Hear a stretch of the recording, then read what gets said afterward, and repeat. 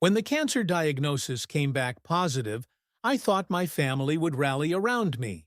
Instead, I watched them disappear one by one. My wife filed for divorce. My brothers stopped calling. My parents found excuses to stay away. Turns out, I was about to learn who I really was. I'm Andrew, and I used to believe in fairy tales. Not the kind with dragons and princesses, but the grown-up version where family means everything, where the people you love stand by you no matter what life throws at you. At 34, I thought I had it all figured out. I was a mechanical engineer at one of the city's top firms, pulling in six figures, living in a four-bedroom colonial with a wraparound porch and a backyard where my kids could run free. Sarah, my wife of 12 years, was everything I'd ever wanted. Beautiful, smart, the kind of woman who could make even the worst day better with just a smile. Our house was like something out of a magazine. Emma, our 8-year-old, had inherited Sarah's artistic streak and filled every refrigerator inch with her drawings.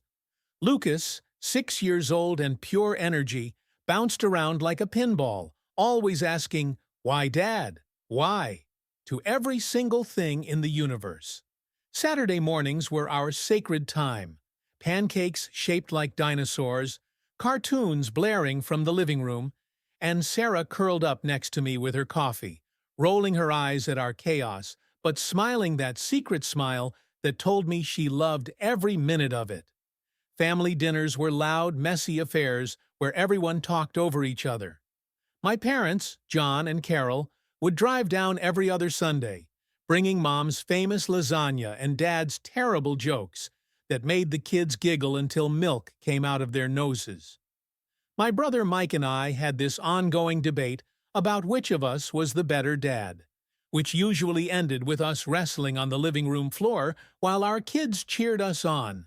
Sarah would pretend to be annoyed, but I'd catch her recording us on her phone, building this perfect digital archive of our imperfect, beautiful life.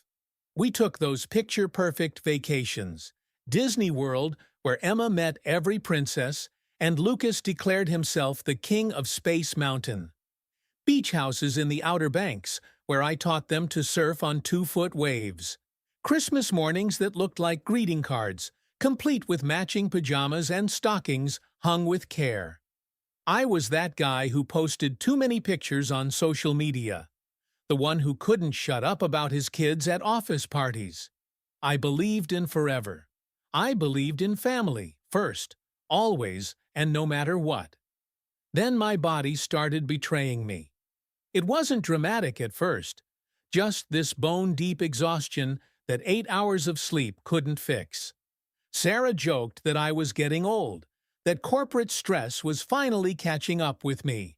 But when I started losing weight without trying, when I'd wake up soaked in sweat despite setting the thermostat to Arctic, something cold settled in my stomach. The mirror showed a stranger, hollow cheeks, clothes hanging loose on a frame that had always been solid and strong. The night sweats got worse. I'd wake up in the middle of the night, sheets soaked, heart racing, Sarah stirring beside me in annoyance. "You're burning up," she'd mumble, moving to her side of the bed, building this invisible wall between us that I told myself was just about comfort, about getting a good night's sleep. But deep down, in that place where you keep the thoughts too scary to think, I knew something was seriously wrong. Something that would test every single thing I believed about love, about family, about what it means to stand by someone when the whole world starts falling apart. The doctor's voice seemed to come from underwater when he said the word lymphoma. Stage 3. Aggressive, but treatable, he emphasized, very treatable with chemotherapy and radiation. I remember gripping Sarah's hand so tight I thought I might break her fingers, but she was already pulling away, already building distance between us and the reality crashing down like a freight train. The first few days after diagnosis felt like a fever dream. Phone calls to family, everyone saying the right things. They'd be there, We'd fight this together. Family sticks together. Sarah cried that first night, holding me like I might disappear if she let go. But somewhere around week 2 of chemo, when my hair started falling out in clumps and I couldn't keep food down, something shifted. Sarah stopped looking at me directly. She'd hover in doorways, never quite entering the room where I was lying on our couch, bucket beside me, trying not to throw up the little bit of broth she'd heated up. My parents were next. Dad stopped returning my calls, and when I finally reached him, he had excuses ready. Mom was under the weather. They had that thing with the neighbors. Maybe next week. My brother Mike, my best friend since childhood, the guy who'd been my best man and godfather to both my kids, started screening my calls too. Text messages got shorter. Hang in there, bro. Thinking of you. Generic bullshit that meant nothing. The breaking point came on a Tuesday morning in October. I'd been in the hospital for 3 days battling an infection from the chemo. My white blood cell count had crashed, and the doctors were worried. Sarah walked in with papers in her hand and the most businesslike expression I'd ever seen on her face. She didn't even sit down. "I'm filing for divorce, Andrew." The words hit me harder than any physical blow ever could. I actually laughed at first because it seemed so absurd, so impossible. "What? Sarah? What are you talking about? I can't do this anymore. The kids, they shouldn't see you like this. It's traumatic for them." She was looking everywhere but at me. The IV drip, the monitors, the window with its view of the parking lot.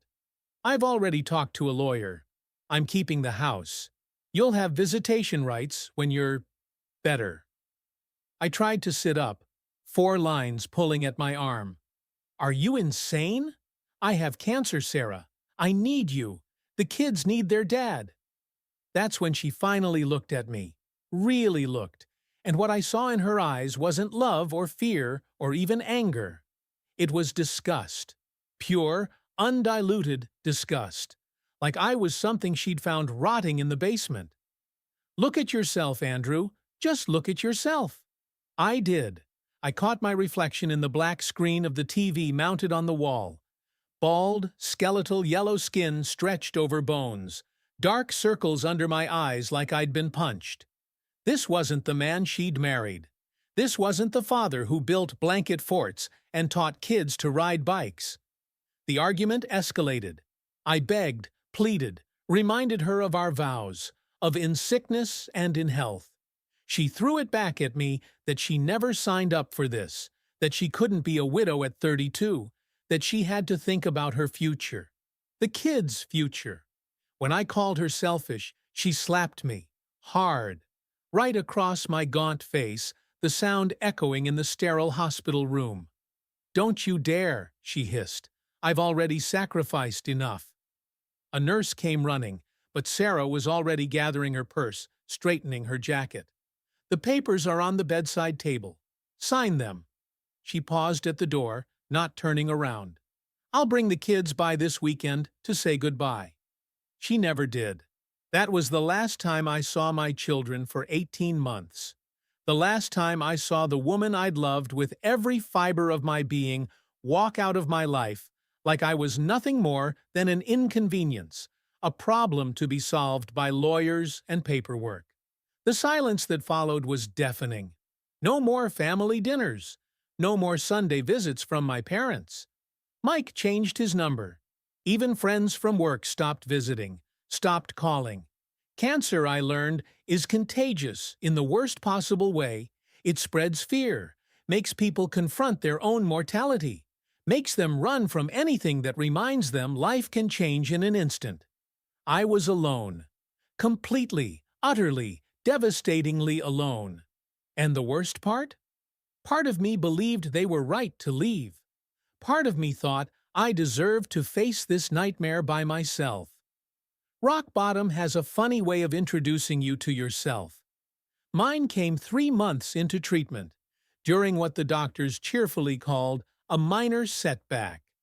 My body had rejected the latest round of chemo like it was spoiled milk, and I ended up back in the hospital with complications that made everyone speak in hushed, worried tones when they thought I couldn't hear. It was 2 a.m. on a Thursday. The hospital was tomb quiet, except for the steady beep of machines keeping me tethered to this world. I lay there staring at the ceiling tiles, counting them for the thousandth time, when the reality hit me like a sledgehammer. I was going to die alone. No wife holding my hand, no kids to tell I love them one more time, no brother to share final words with. Just me and the fluorescent lights and the smell of disinfectant. That's when Linda walked in. Night shift nurse, probably in her 50s, moving through my room like she'd done this dance a million times before. But instead of just checking my vitals and leaving, she sat down in the chair Sarah used to occupy and really looked at me. "You're the one with the disappeared family," she said. Not a question, just a statement of fact. Word travels fast in hospitals. I couldn't even muster shame anymore. "Yeah, that's me." She was quiet for a long moment, studying my chart. Then she set it aside and leaned back. "You want to know something? I had breast cancer 7 years ago. Double mastectomy, 6 months of chemo, the works. You know who was there when I woke up from surgery?" I waited. Nobody. My husband had left 2 weeks after diagnosis. Said he couldn't handle it. My sister, who'd been my best friend my whole life, suddenly got really busy with her new job. My own daughter moved across the country for college and somehow never found time to visit. "I'm sorry," I whispered, and meant it. "Don't be, because you know what I learned? The people who leave you when you're fighting for your life? They're doing you a favor." She stood up, adjusting my IV bag with practiced efficiency. "They're showing you exactly who they are. And more importantly, they're giving you the chance to find out who you are." After she left, I couldn't sleep. Her words kept rolling around in my head like dice I couldn't stop shaking. The people who leave you are doing you a favor. Over the next few days, something shifted inside me. It wasn't dramatic, no lightning bolt moment or inspirational music swelling. It was quieter than that, deeper. I stopped waiting for the phone to ring, stopped checking the door every time someone walked past my room, stopped analyzing every text message from Sarah's lawyer for hidden meanings or signs she might change her mind. Instead, I started paying attention to who was actually there. Linda, who brought me real coffee from the break room instead of the hospital swill. Dr. Peterson, who always took an extra minute to ask how I was really doing, not just how my blood counts looked. The cleaning lady, Maria, who'd sneak me crackers when I couldn't keep anything else down and tell me stories about her grandchildren in broken English that somehow made me smile when I thought I'd forgotten how. And slowly, carefully, I started talking to other patients. The woman in the next room fighting ovarian cancer, whose husband brought her flowers every single day for 8 months. The teenager with leukemia, whose entire hockey team showed up in jerseys to cheer him up during his worst days. I realized something profound. I'd been focused on who left instead of who stayed. And while the list of who stayed was shorter, it was so much more real. That's when I decided to stop dying for them. Stop shrinking into this pathetic version of myself, begging for scraps of attention from people who'd already written me off. I was going to live, not just survive the cancer, really live. For me. For the first time in my adult life. Just for me. I started documenting my journey, writing in a journal Linda brought me. Raw, honest entries about the fear, the pain, the rage at being abandoned, but also about small victories, keeping solid food down for 3 days straight, walking to the end of the hallway without getting winded, laughing at a stupid joke in the recreation room. The turning point wasn't when I got better. It was when I stopped trying to get better for other people and started fighting for myself. When I realized that my worth wasn't tied to whether Sarah loved me or my parents visited, or my brother returned my calls. It was tied to something much simpler and much more powerful: the fact that I was still here, still breathing, still capable of choosing who I wanted to become. 6 months in, I started going to therapy. Not cancer support groups, though those helped too, but real therapy. Working through why I'd tied my entire identity to other people's approval. Why I'd made myself so small to keep everyone else comfortable.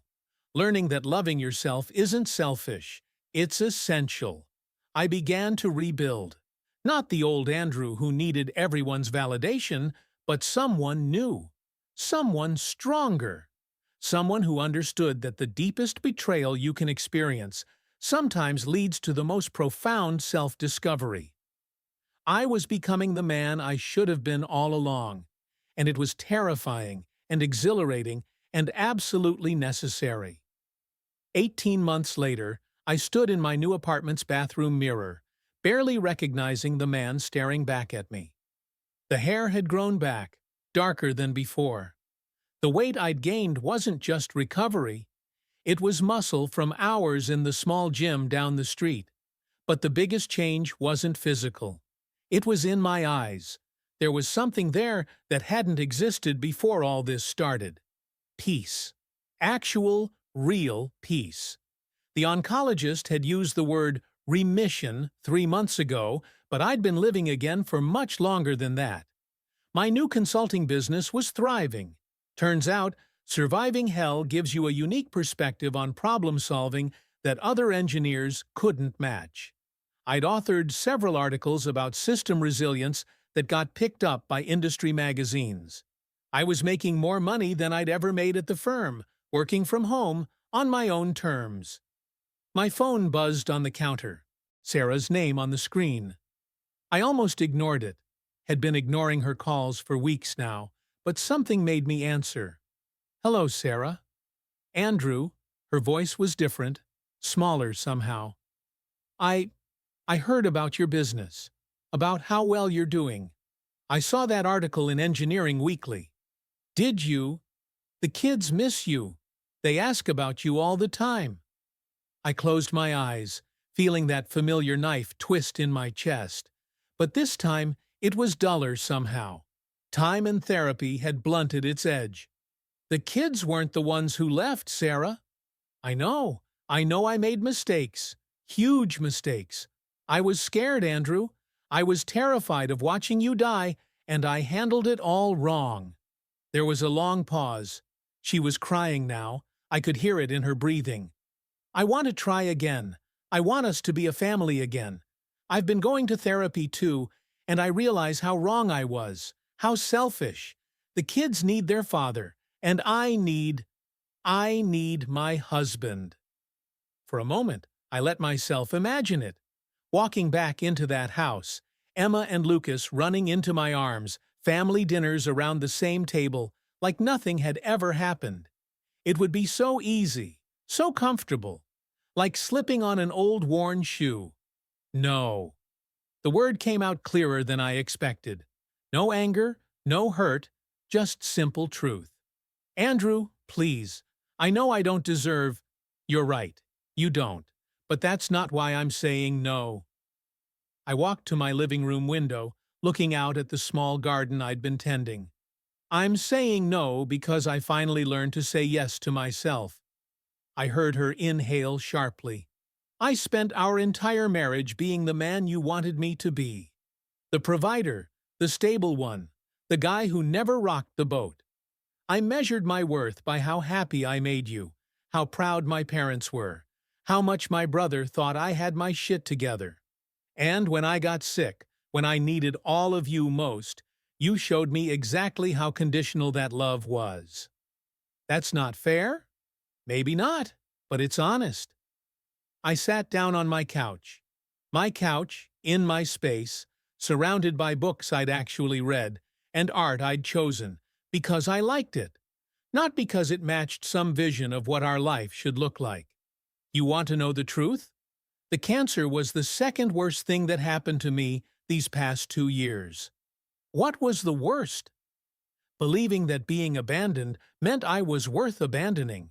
It took me way too long to realize you didn't leave me because I was sick. You left because, when things got hard, when life demanded something more than Sunday dinners and family photos, you chose the easy way out. All of you did. Sarah was really crying now. I'm so sorry, Andrew.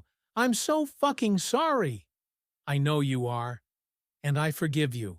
I had to, for my own sanity. But forgiving you doesn't mean forgetting. It doesn't mean pretending the last 2 years didn't fundamentally change who I am. My phone started beeping with another call. Mike. I almost laughed. Mike's calling, I told her. He's here. We thought maybe if we both talked to you.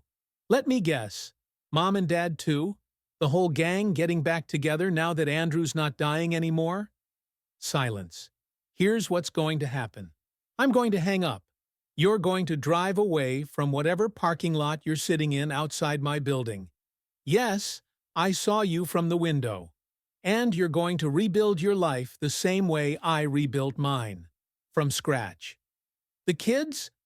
If Emma and Lucas want to see me, really want to see me, they know how to reach me. They're old enough now to make that choice for themselves, but it's going to be on my terms, in my space, when I'm ready. Not because their mother realized she needs a babysitter and a paycheck. I stood up, feeling lighter than I had in years. I hope you find happiness, Sarah. I really do. But you're not going to find it by trying to resurrect something that was broken long before I got sick. Build something new, with someone who sees you for who you really are and loves you anyway. I hung up and turned off the phone. Later that evening, I sat in my kitchen with Linda. Yes, the nurse, Linda. We'd been dating for 6 months now, ever since she'd helped me decorate this place. She was reading through patient files while I cooked dinner, something I'd never learned to do properly when I was married because Sarah had always handled it. Tough day? She asked without looking up. Clarifying day. Sarah wanted to reconcile. Linda set down her papers and really looked at me. How do you feel? Free. I meant it. I feel free. She smiled that smile I'd come to love. The one that said she saw all of me, the good and the damaged, and the still healing parts, and wouldn't trade any of it for the world. Good, because I was thinking we should take that trip to Scotland you've been planning. I kissed her then, tasting possibility and hope, and the sweet satisfaction of a life built on truth instead of obligation. The real revenge, I learned, isn't making them regret leaving you. It's living so authentically, so completely, that you become grateful they gave you the space to find out who you really were underneath all those expectations. My family disappeared when I got sick, but I survived without them. More than survived, I thrived. I learned that family isn't about blood or marriage certificates or shared histories. It's about who shows up when you're broken and helps you find the pieces worth keeping. And sometimes, the most beautiful thing about falling apart is discovering you're stronger than you ever imagined, and that the life you build from your own rubble is more honest, more real, more yours than anything you had before. I'm Andrew. I beat cancer. I beat abandonment. But most importantly, I beat the lie that my worth depends on other people's capacity to love me. That, it turns out, was the real cure all along.